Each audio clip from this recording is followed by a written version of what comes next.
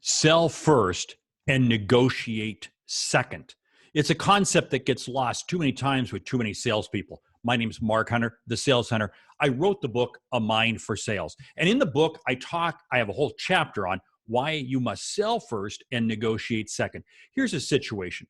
Too many salespeople enter into situations where they think, we're just going to negotiate. We're going to negotiate right from the start. Too many customers enter into the exact same situation. Now, the reason is because I think both sides have this slimy perception as to what sales is. Sales is a conversation. Sales is about uncovering needs. Sales is about understanding the true outcomes as to what the customer is looking for. And here's a very simple premise. Why do negotiations take place? Negotiations take place because there is a lack of trust.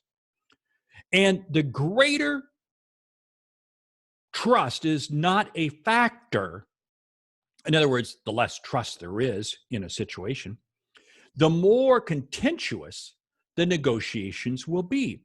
Just look at that in any negotiating situation that you see, whether it be business, whether it be labor, whether it be anything, it doesn't matter.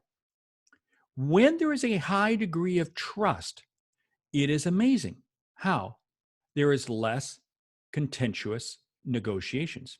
There may be still negotiations that occur, but they're at a much lower keel, much more even.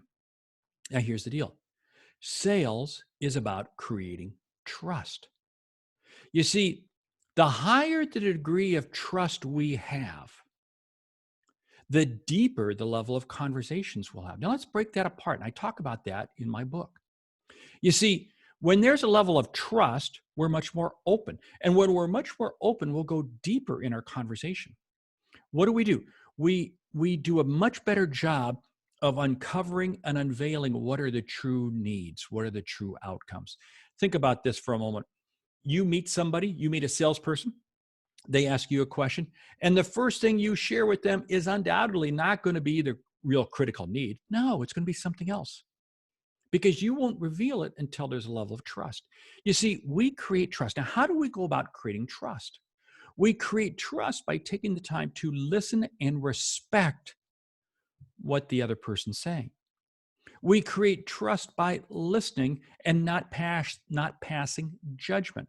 We create trust by delivering and following through on what we say we're going to do.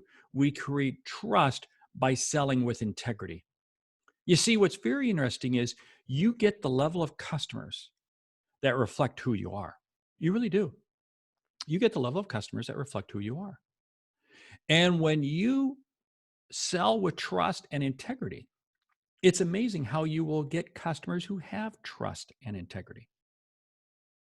See, these are very critical issues in sales. And if you don't believe them, go ahead, go into a sale.